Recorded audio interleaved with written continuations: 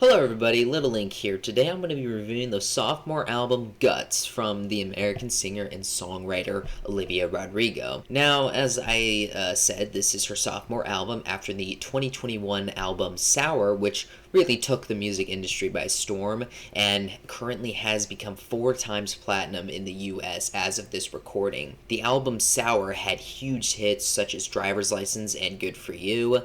Now, I didn't listen to the album when it was released, and I still haven't, honestly, because if I'm being completely honest, I'm not really the biggest Olivia Rodrigo fan. I didn't really care for or liked any of the big songs off the album, besides maybe Driver's License, which I sort of like. I think is a decent track. But after hearing this album, maybe I could have given it a chance because I've already heard this album isn't really much of a departure from her debut, and honestly, I'm surprised to say that I don't hate Guts as much as I thought I would. Now, that's not to say I loved the record and I plan on listening to it every day for months on end.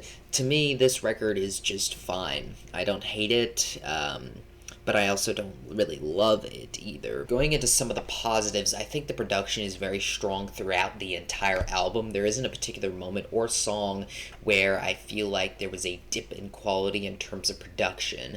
There's also a lot of really fun songs on here, such as Love Is Embarrassing, Ballad of a Homeschooled Girl, and Bad Idea Right, which I actually did a review for that song, so make sure you check that out. I would also say the lyrics are very strong, such as with Making the Bed, which I didn't expect going into this album that I would come out loving one of the tracks. The lyrics combined with the production make for an extremely emotional track, which I feel like she nails on this one. I would also say that the lyrics remain strong throughout the entire record. That is, if you remove Vampire and maybe even Get Him Back. Yeah, here's where we get into some of the negatives. I already did a review for Vampire, so you should definitely check that out after this, but I got a lot of hate, and honestly, I don't see myself ever backing down.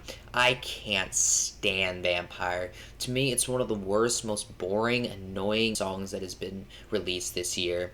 The use of vampire metaphors just does not work and makes me cringe every time it gets near the end of the chorus.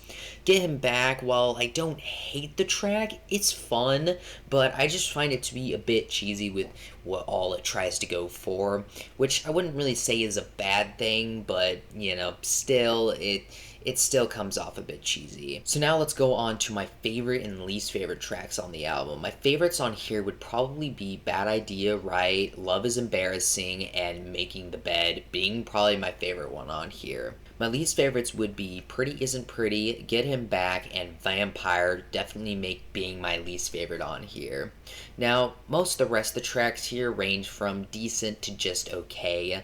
Overall, as I said, this album's fine. It's nothing I'll ever return to, but it's not bad. I think I'll give this record a 3 out of 5. I hope you guys enjoyed this review. Be sure to leave a like and subscribe if you want to see more reviews like this. Let me know what your thoughts are if you did listen to this album in the comments below. But yeah, see ya.